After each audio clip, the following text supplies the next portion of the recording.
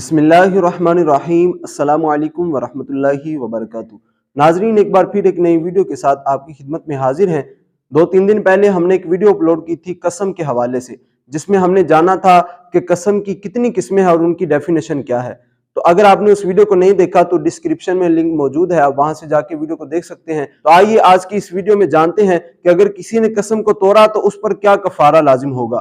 تو سب سے پہلے قرآن کریم کی آیت مبارکہ ملاحظہ فرماتے ہیں۔ اللہ تبارک و تعالی پارہ 7 سورۃ المائدہ کی آیت نمبر 89 میں ارشاد فرماتا ہے، لا یؤاخذکم اللہ باللغو فی ایمانکم ولکن یؤاخذکم بما عقدتم الایمان فکفارتہ اطعام 10 مساکین من اوسط ما تطعمون اہلیکم او کسوتہم او تحریر رقبہ فمن لم یجد فصیام 3 ایام ذلک کفارۃ ایمانکم اذا حلفتم واحفظوا ایمانکم کذالک یبین اللہ لکم آیاتہ لعلکم تشکرون۔ تو پہلے نمبر پر ہمیں یہ بات معلوم ہونی چاہیے کہ قسم کی کون سی ایسی قسم ہے جس پر کفارہ لازم ہوتا ہے۔ تو پچھلی ویڈیو میں نے تفصیلاً اس بات کو واضح کیا ہے، تو آئیے ایک مرتبہ پھر بتا دیتا ہوں کہ یمین منعقدہ وہ ایسی قسم ہے کہ جس پر کفارہ دینا ہوتا ہے، یعنی فیوچر میں کسی کام کے کرنے یا نہ کرنے پر قسم کھانا، تو اس پر جو ہے کفارہ لازم ہوتا ہے۔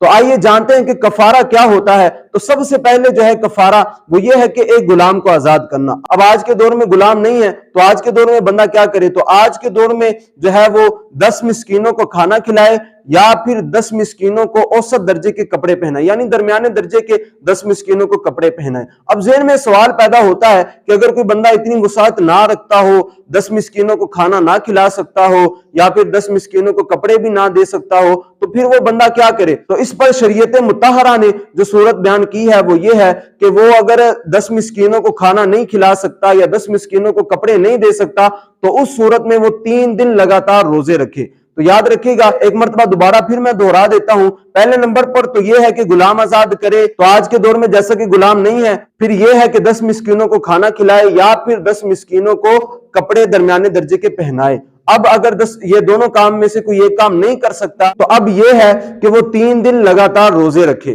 اب کفارہ ادا کرتے وقت ایک بات کا خیال لازمی رکھیے گا، اگر کسی شخص نے 10 مسکینوں کو صبح کے وقت کھانا کھلایا اور دوسرے 10 مسکینوں کو شام کے وقت کھانا کھلایا تو اس صورت میں کفارہ ادا نہیں ہوگا، بلکہ جن 10 مسکینوں کو صبح کے وقت کھانا کھلایا انہی 10 مسکینوں کو شام کے وقت کھانا کھلانا پڑے گا، یعنی 2 وقت کا ان کو کھانا کھلانا پڑے گا، پھر ہمارا کفارہ ادا ہوگا۔ تو اللہ تبارک و تعالی ہمیں عمل کرنے کی توفیق عطا فرمائے۔ امید کرتے ہیں آپ کو آج کی ویڈیو پسند آئی ہوگی۔ ملتے ہیں نیکسٹ ویڈیو میں، تب تک کے لیے اللہ حافظ۔